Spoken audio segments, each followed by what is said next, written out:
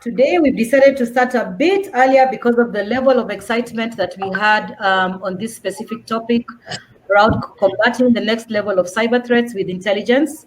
There was actually quite a bit of requests that came through with regards to cyber threats. And now that everybody is working from home, the kind of exposure that we all have, and just how we've had to quickly adapt and be able to prepare our teams to be able to work remotely.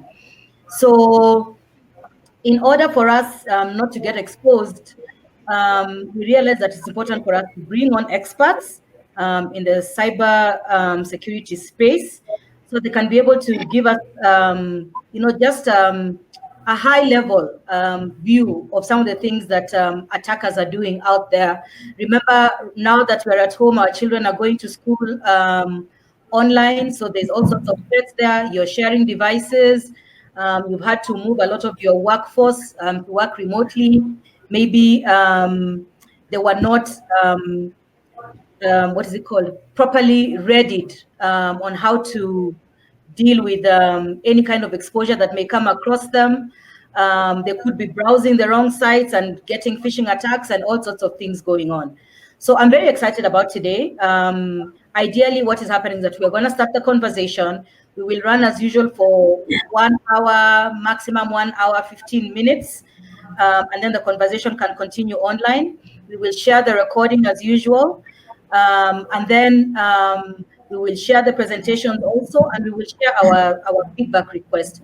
Please remember to send us feedback, because when you share your feedback with us, then we make these experiences better and better for you. Now, for those of you that attended the session on Tuesday this week, we had some technical hitches, and on behalf of CIO East Africa, I'd really like to apologize for that. We've tried to do what we can to make sure we don't have those hitches again. But as you are in technology, most of you do understand some of these things do happen, but that's not an excuse from our end.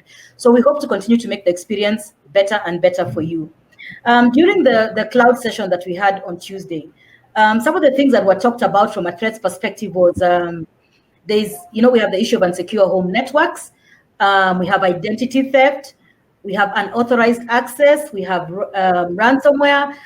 And I mean, considering we're working in the cloud, and I think there were like 10 or 11 of them that were spoken about during that session, it means we are actually completely exposed and really need to think about what are we going to do to make sure we're secure and business is going on without us having any kind of panic, and just making sure that people focus on the core business of the organization that they're working for. So we have a poll that's running. Please start responding to the poll. We have the Q&A window. Please post your questions there as we go along. We have the chat window, the public chat window. If you're experiencing any technical issues, please let us know. We will try and assist you. If there's a sound issue, if you can't hear, if you can't see anything, please let us know so that we can be able to fix it as we go along. And on that note, I'd like to introduce our speakers. We do have Frederick with us today, and Frederick is a cybersecurity expert. Fred Wahome. He's going to be our first speaker. He will introduce himself. He'll do a quick intro of who he is when he starts his presentation. And then after that, we have Dr. Bright. Dr. Bright, as you all know, is also very popular around cybersecurity issues. And Dr. Bright will take over after Frederick, and then we shall go into the Q&A session. I'm actually very excited and I'm looking forward to this session. I'm sure these two gentlemen will blow us away this afternoon.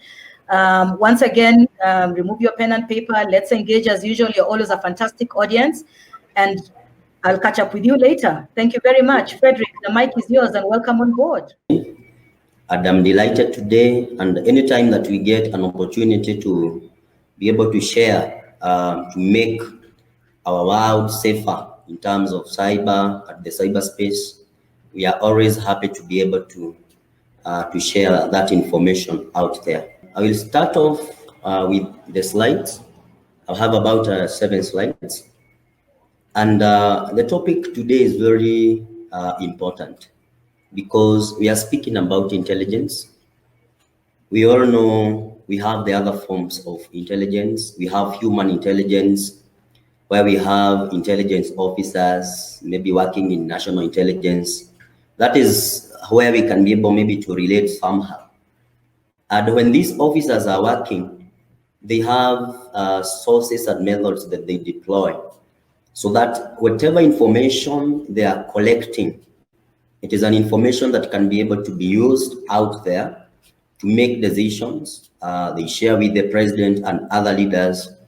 The same thing when you come to cybersecurity now. Courtesy of digital transformation, we have seen many organizations move online. They move their businesses to technology platforms. But again, it creates it opens a can of worms, because the cyber criminals are now very active. They are interested to steal your information.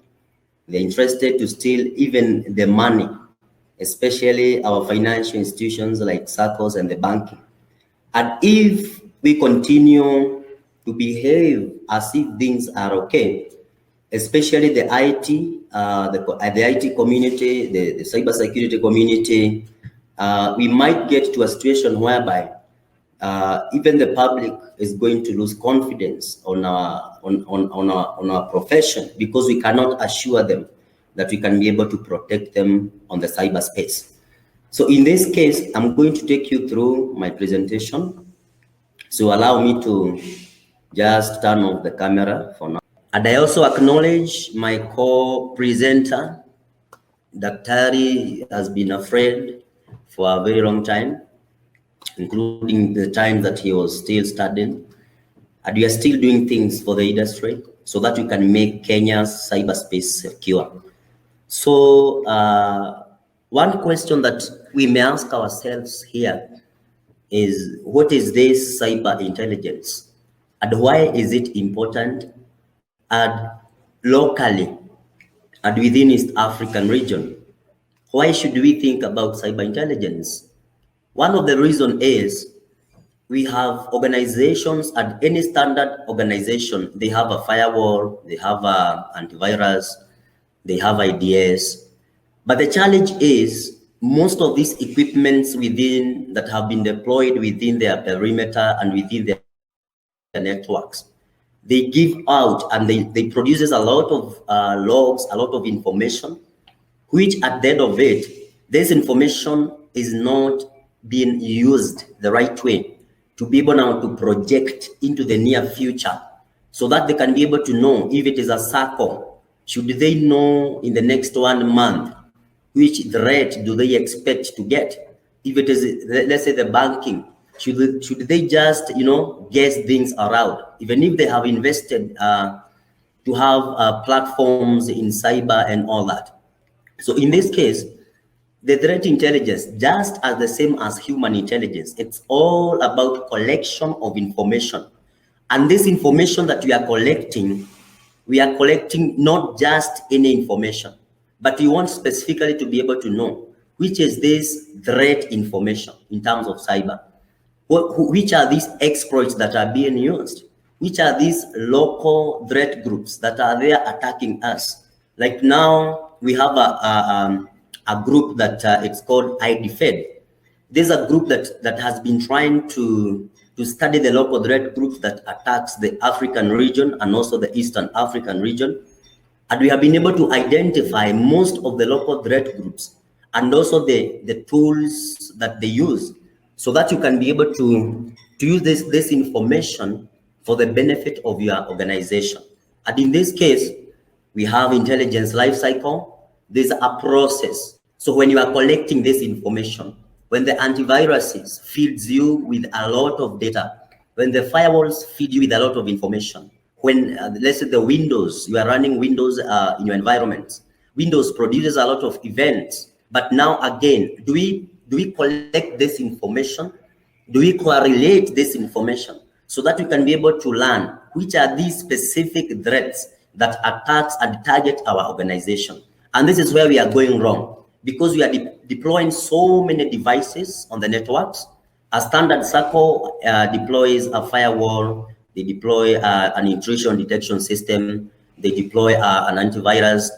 But at the end of the day, you will find that there's no way that they are able to collect this information so that this information can help the board to be able to make the strategic decision based on the number of threats that they may face as an organization. So there's an image there that shows the directions, the collection, how do you collect this information, how do you process after you collect this information. And you can collect from different sources. You can collect from antiviruses, you can collect from SIEM. There are organizations that runs SIEMs in their network. Then after you collect, you do the processing. After you process, how do you disseminate? This is where now you deliver this information to the right people. If it is the board of directors, how do they get this information? And how is it useful to them? Let's say for a circle, for instance, we did some incident response about a month ago, and this circle was compromised by a specific threat, a malware. Then before then, about 3 months ago, the same threat group used the same attack vector to attack another circle. What if these two circles, they had a way to be able to share this information so that the IT people working in those organizations can be able to update their firewalls, even their routers, even their antiviruses? We could probably have prevented the same attack and the same group from attacking another financial institution. So the next slide, what are some of the challenges and opportunities within East Africa? First, the CTI, for CTI to really add value to your organization, because it is the new name now. It is the most fashionable name now. So for it to really add value to the organization, this information must be timely. When was it collected? If the intelligence was collected on January and we are processing it right now, definitely that one cannot be valuable to the organization. Is it accurate? The same way we have human intelligence. Human intelligence, someone, the officers in the intelligence field, they maybe locate a terrorist. Then how accurate is that information? Because they may waste a lot of time working on a wrong target. Then is it actionable? Can there be an action that will come out of that information they have collected? The challenge that we have within East African region, of course, the discussion will continue in social media and other online platforms. We lack threat intelligence sharing platforms. Like now the banking sector, what if they had a platform where every bank can be able to share threat information on a high level, not very specific, but on a high level. For it, what if we know that this malware called ABC is the one that is attacking the banking right now? Probably if we had such a platform, which the bank can be able now to tap into, either manually or using APIs, or even just connecting to the feeds and collecting those feeds and then feeding them into their network, we will see a decline in terms of cyber threat and the cyber attacks. Then we lack legal frameworks. If you look at our Computer Misuse and Cybercrime Act, it doesn't really advocate for this. There's nowhere they have stressed on the importance of having this threat information being shared. And when we don't have that, many people will fear to share their threat information out there. And some of the opportunities that we have a lot of unstructured data. So we have an opportunity to learn from this information as much as possible, which will make us now to create a platform out of this much information that we have, courtesy of digital transformation. So we generate a lot of information on the cloud, on the networks, within the organizations. But again, this information is just lying out there. And the growth also in the cloud computing, it gives us an opportunity to be able to tap into this infrastructure. Right now we have local data centers. We can be able to collocate a server in these locations. Then we set up some of the open source solutions that we'll see in the next slides, which will help you to be able to collect, and you can be able to leverage in terms of the tools. These slides, it shows some of the open source tools that as an IT person, you can be able to tap into. We have OTX, very powerful with a lot of information. The other challenge is this information, most of it is from the US and other countries. But for Africa, we still do not have much information. When you go to these platforms, they are publicly accessible and free. You may not get information like within the country, let's say within Kenya. You will not know which threats are affecting, let's say, the SACCO or the insurance industry. Then we have Threat Crowd is a very good platform that you can start with, so that even before we start thinking of building our own, we first build capacity within the IT professionals so that they can be able to know what is CTI in the first place. Then another important factor that I believe for us to get valuable information from the threat intelligence platforms and cycles, there are things that you must understand fundamentally.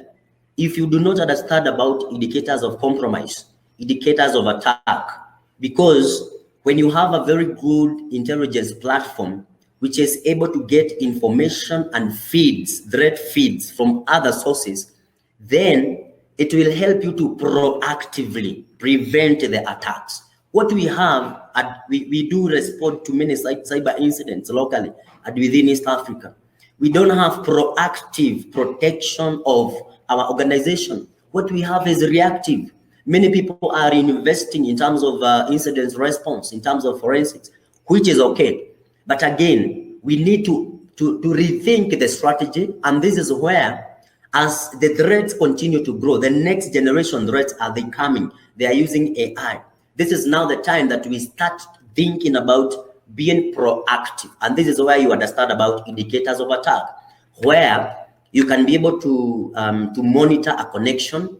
And before this person gets to, let's say, hack the organization or even to start transmitting any data, you can be able to stop that connection before the attack happens. And this is now where the threat intelligence platform and cycles, they need to learn as much as possible to have very relevant information. What is the future of CTI within East Africa? We have a platform already because we can complain all through. The platform brings together like-minded people who are interested to be able to contribute to this platform. It's called IDFED. We have partnered with organizations like OnNet, and other organizations are also coming on board. And we request many organizations to be able to come on board. Why? Because we want to build a CTI that is focused for the African environment. We want us to have our own threat information, not searching on the internet, searching on Google about threat information. Our circles, they have now generated a lot of information that you can be able to tap into, because we know the malwares, we know the threat actors, we know they are located along the road, we know the tweet within this platform. Then any organization can be able to query that platform and be able to get these feeds. We also have collaborations. We really ask other organizations to be able to collaborate so that we can have solution providers locally. We still do not have locally built organizations that can be able to provide this threat information. For instance, information sharing and analysis organizations, they should be able to come up. And the aspect of cyber intelligence, it cannot work if there is no collaboration between the private and the government. At the moment, Communications Authority, they have been sharing threat information, I think, on a daily basis. Although it's not very specific, but they do collect from different sources, which is a good start. This is now a challenge to the private sector. Private sector, we are lagging behind, you know, the banking, the insurance, and all that. Then we have seen emergence of threat intelligence gateways. So for you to really process threat information and get valuable information into your network, you know, you do not have to reinvest or invest millions of dollars. You can just tap into a gateway, a provider who has really invested in terms of technology and infrastructure. Then you just sign up through maybe APIs, and then you are going to get threat information that that specifically is engineered for you, that has been filtered just to say specifically for your industry. Let's say, take an example of insurance.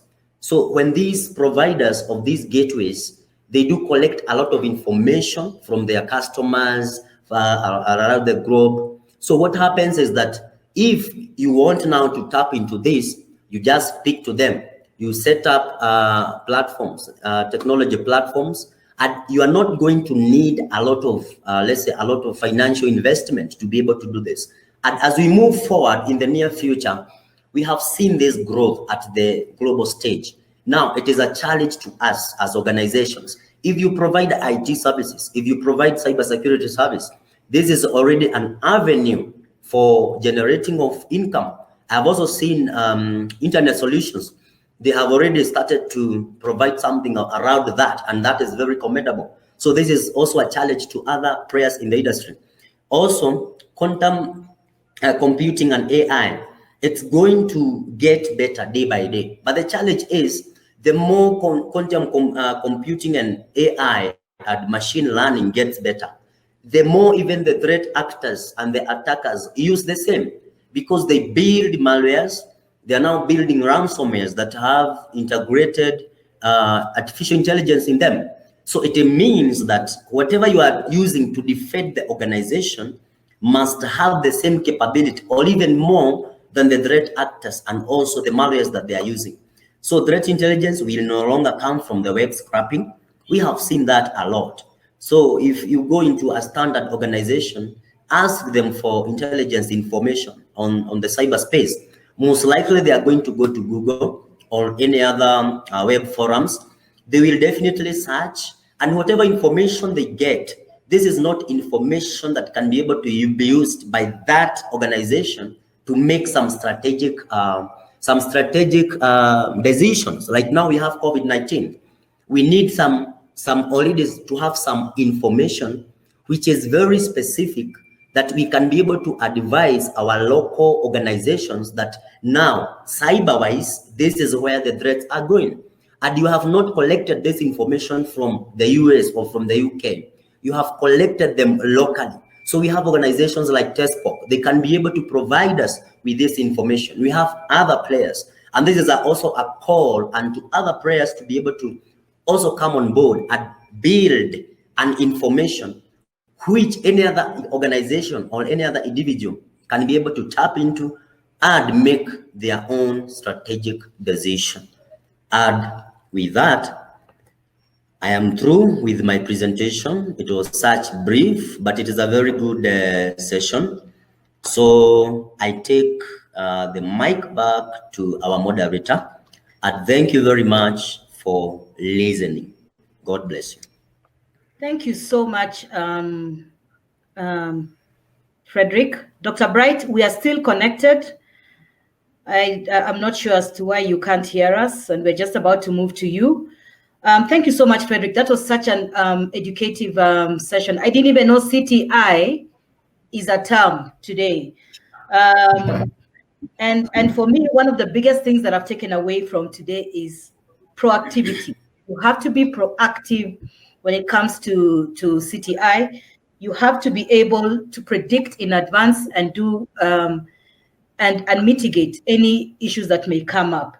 I think some of the biggest challenges that we face today in our region that you brought up is the lack of legal framework. We really need to look into that, considering now that we are going to the cloud. Everybody's going to the cloud, and the growth of cloud computing is getting bigger and bigger. And right now we've been forced by circumstances to consume cloud services. That means we are more exposed, and that means our threats are higher. So what can be done from a legal framework perspective? And there's also the capacity issue, you know. There's one thing that I keep telling my team today: there is no time like the present to invest in your personal development and personal growth. So if this is the time you're going to invest in something new, learn a new course, learn a new skill, you may just want to consider this as one of them. So capacity is a real need, and it's an opportunity in our market. And then we really need to be ready for the future. We don't know how long this is going to go on for. We need to make decisions that will secure our environments. We need to be smart about them, and we need to be able to respond in a timely fashion. And now I'm going to hand over to Dr. Bright. I hope you can hear us, Dr. Bright. Please unmute your mic and let me know if you can hear me. So can you hear me? Yes, we can hear you, Dr. Bright. Take over. Okay. So, good afternoon, everyone. I want to talk about combating the next level of threat intelligence. Fred has already set the background for everybody, so I'm really happy about that. We always work hand in hand together. So when it comes to threat intelligence, I mean, the definition that I got from Gartner even saying that this evidence-based knowledge, including context, and Fred has already talked about that. Somebody was saying when it comes to responding to emerging threats, time is of essence, and responders need visibility in depth and in real time so they can remediate with speed and decisiveness. A lot of people right now in the organizations are having difficulty to get to know what happened, when did it happen, how far did the attacker even go to, and they don't even know exactly what to do. So Gartner was also saying by the year end of 2022, 30% of organizations with security team larger than 5 people will leverage SOAR in their security operations, up to less than 5% today. I'm going to explain to you what a SOAR is all about. Let me turn on the camera.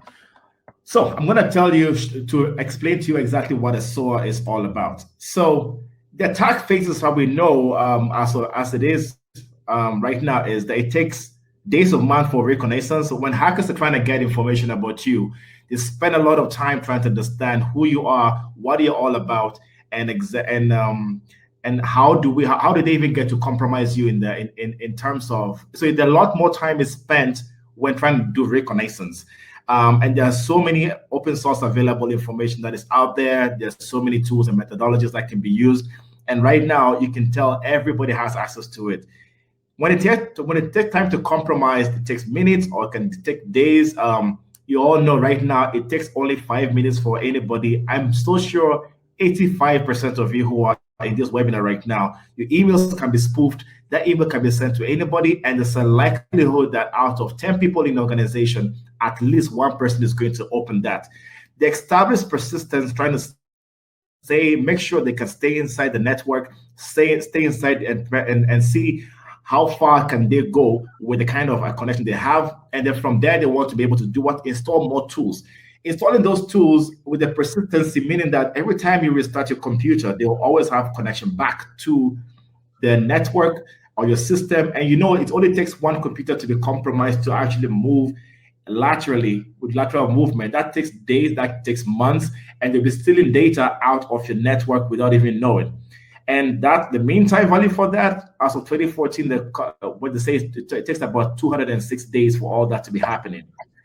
So you're not facing the normal you're not facing the normal hackers of every day anymore. You're facing an ecosystem who are a combination of everybody. Fred talks about how people are working with insiders, and insider threats are becoming one of the difficult parts of things to be tackled. Outsiders are working with people who are inside to allow them to install applications, then making sure that they can use that as an attack vector to get inside your network. So you're not even facing people who are just outsiders back in the day where they try to send in malicious links and the likes. You're working with insiders who will knowingly install applications and be able to help to exfiltrate data. If you look at what we call, Fred talked about indicators of compromise, and I'd like to just break that down to a little bit more detail. Indicators of compromise is, for example, unusual outbound or inbound traffic. You're inside your network, you're inside your company, and you're on your firewall or on your security incident event management tool, or a SIEM as you call it.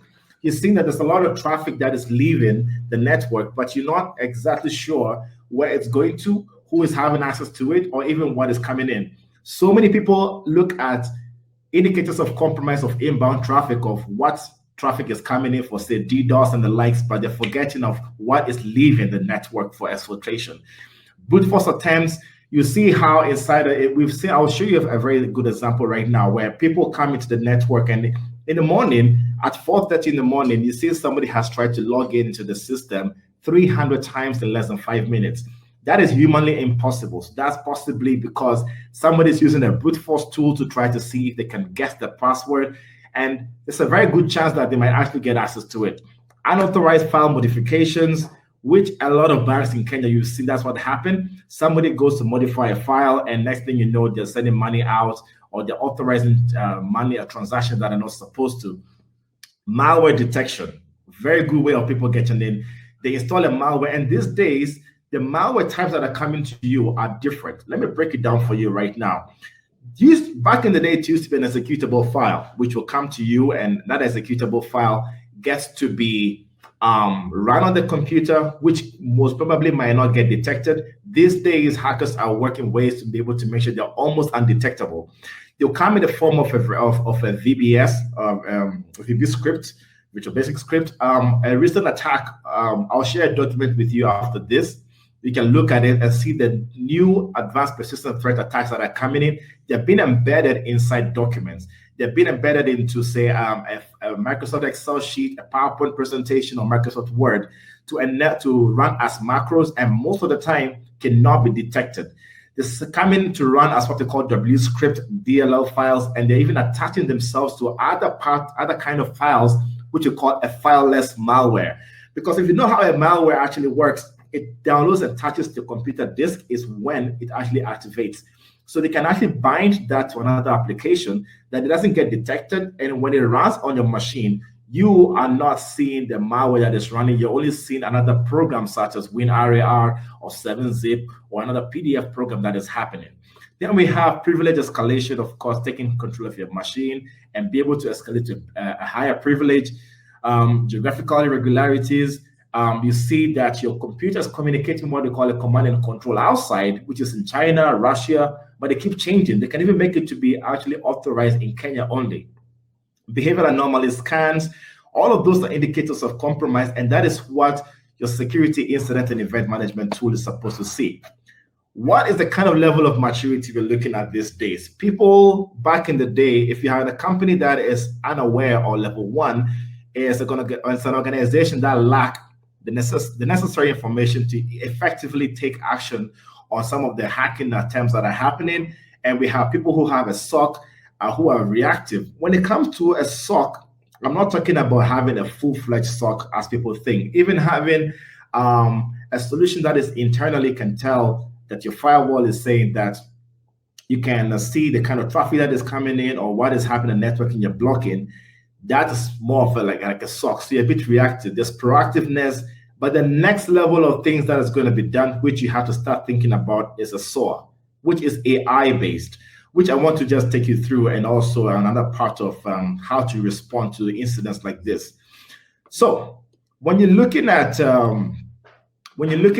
why threat intelligence is important, because the kind of solutions, threat intelligence solutions are supposed to help you process, integrate with existing solutions. They're not supposed to come and replace whatever you have. So if maybe you have Splunk, you have Fortinet, you have Checkpoint and the likes, or you have Windows Defender as a normal antivirus, or ESET or Bitdefender, it's not supposed to come replace. It's supposed to take all that unstructured data, Fred talked about that, and be able to process that in a way that all those indicators of compromise can work with the threat actors to know the tactics, the techniques, and the procedures that are being used to try to actually compromise you. And also, a threat intelligence is supposed to help you to prioritize. What do we start looking at? And we don't go start fighting, for example, a phishing attack. I'm going to use that example a lot. And you don't go try to look at an IP address, which is not even necessary. And it only falls back to somewhere you can see.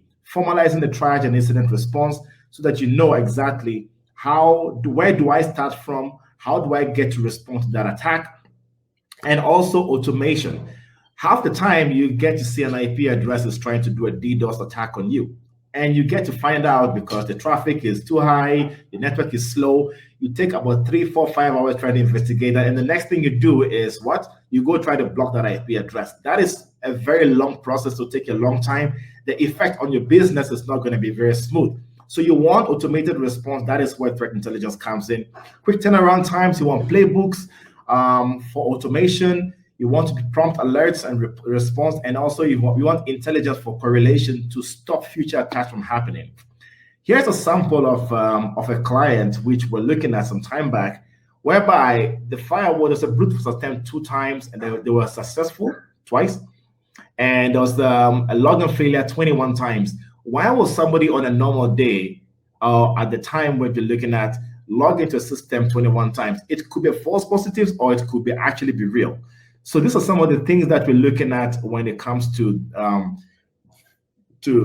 intelligence, and they're trying to log on. If you look at the multiple logon database here, 17,775 times in 4 days was when somebody tried to log into a database. That could be a false positive, but if that's a false positive on your application, then there's something you're not doing, or the application is not running right. So where evolution meets revolution, which I call it. Back in the day, you will have to spend about 30 minutes to be able to understand what a SIEM has given to you. The SIEM is saying that there's a multiple logon detail here, you have to go investigate, and that will take you approximately 30 minutes to do. A SOA will get that done in less than about 4 minutes. Or if a much shorter time, is it 4 minutes? No, 4 seconds to get all that done. So the SOA is being able to get to do security. Oh, but if you don't know what the SOA stands for, it's security orchestration and automation and with the response. So I guess you have to do incident response with the SIEM, get to work with the threat intelligence platforms, and be able to help you to respond to these attacks in a much timely manner, because time is of the essence, as I showed in the first few slides. So this is what a SIEM will do. A SIEM will collect all the logs that you can think about, have correlations, have a dashboard, have file integrity, and have very easy ways for you to be able to correlate all that information. But when it comes to a SOA, you will be able to prioritize exactly to know what exactly we're looking at, what kind of detection are we getting here, the triage as well, and the response is automated. Let me give a typical example. If you have a phishing attack that has come to you, that phishing attack will probably have been a link sent to somebody, or an attachment sent to that person, and when you download the attachment, that attachment has a macro embedded, or another link that is embedded in that, which has been run, and when it runs on the computer, one thing a hacker would do is to change the process of what the link has, is running on the computer. So the process could be changed to a different application, such as Notepad or something of the sort, just because they want to be able to evade detection. All of that, for you to take that will take you approximately 3-4 hours to be able to figure all that out, because you have to go to the open threat platforms, you have to go through submit the file to say VirusTotal and the likes to be able to find that out. That is where a SOA comes in to automate all of that with the playbook. Now, talking about a SOA is one thing, and it's something where you need to start looking into. There's a lot of materials that are out there about SOAs. Please look into them and see how it will make your life easier. It's not coming to replace what you already have. You can have a SIEM, you can have a SOC, but a SOA will be able to help you to make things easier. When it comes to EDRs and antiviruses, there are 2 different things, which I tell people there's a big difference between the 2. The traditional antiviruses does not get to remediate, does not stop all kinds of attacks that are happening. You have a company which have about 100 computers, all at different parts of the network, or possibly at different parts of the country. You can't possibly going to be calling people, say, oh, check your antivirus, is it working? Can you log in and the likes, and trying to find the details. You need what we call an EDR, which is endpoint detection and response, to be able to find out exactly what happened, to what is running on those machines, or whose machine is actually trying to download malicious contents. And also, EDRs are being able to collect all this information easily, process them in a way that is being able to stop the attacks also from happening. So your traditional antivirus programs are very more simplistic and limited in scope as compared to EDRs. Antiviruses use signature-based, so only what has been found before or has been submitted some time back will be detected and stopped. EDR will be able to respond to that much faster. EDRs are not only include EDRs are like an antivirus is a subset of an EDR. So you should be able to see that it has all those detection mechanisms and also blocking. from it. Then it helps you to do whitelisting on the firewalls and monitoring, and you can actually have everything to see in one view. The features of the SOA and also an EDR is having a bird's eye view to be able to see everything from one standpoint. So you don't have to go correlate information from so many places and try to understand exactly what it's trying to do or exactly what happened, when did it happen, whose machine was compromised, and the likes. And they work together in a way that you can actually make things easier. Also, for investigation purposes, is where EDRs come into play. This is just a maturity level of how EDRs have to be like. When there's no EDR reliant on prevention, but what about the 1% that slips through? Like I said, if a lot of people, if 10 people are in this room right now and I send a link to them, there's a very high chance at least one person is going to click on it. So you need something that can manage the protection of the computers, have to centralize management, and be able to make sure that you can actually stop them effectively. Looking at the things such as PowerShell scripts that are normally legitimate applications to run, an EDR will be able to see that our PowerShell script is running a malicious file or is trying to communicate from a command and control server that has never been seen and downloads another malware to your laptop or machine to be able to work. Some of the EDRs that are in the market that I see, this Microsoft CrowdStrike, this is a lot of them. You choose the one that works well. What I've tested was Microsoft ATP, that's the EDR, not just the normal Windows Defender. Microsoft ATP, there's ESET, CrowdStrike is also really good, Sophos and the likes. So do look into them. So back in the day, we always design a system not to fail completely. We think, okay, you know what, we're going to design a system, it should be unhackable. So I always laugh when people tell me, oh, the system is unhackable, nobody can penetrate.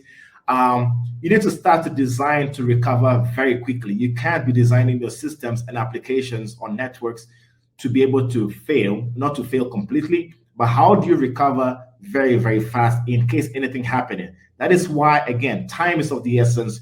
You need to be able to make sure that you can run things in a way that you can quickly identify this problem that has happened and you can remediate as soon as possible. If better, automated. That is where a SOA comes in. That's where an EDR comes in. We used to design things that we can protect every possible attack. Trust me, there are 14-year-olds who are in this webinar right now who are listening, and the kind of things they do, trust me, they evade some of the protection mechanisms that you have. So you need to assume that you have been compromised. You have been hacked, you saw the chart, the indication that I showed you that it can take about almost a whole month, somebody's in the network. Assume that you have been compromised, but you should be able to protect your systems properly, detect, respond along the attack phases, be it from the cloud, email, or computer, or even physical exploitation, because someone can potentially compromise someone at a coffee shop, infect them with a cable. I have one here, but it's far away. I would have shown you. A cable is all that it takes to be able to compromise you and then bring that malware into your network. But when it comes to your network, can something detect it effectively? You have a lot of work to be done in a day. You don't have all the time to start looking and calling people in a way that calling people from so many places to be able to detect and help you to recover from some of these attacks. So to summarize everything, this is what they need for resilience. Fred has talked about it, but just to emphasize again, helping to be able to identify, the assets that are in your organization, the governance and the business processes, know the protection mechanisms that you have to use, and what detection mechanisms do you have to use as well, which is now solutions that can stop attacks from happening, have ways that you can actually respond to all of these attacks, and also have your incident response mechanisms for you to recover very, very fast in case of anything happening. I think my time is up, so I will welcome questions.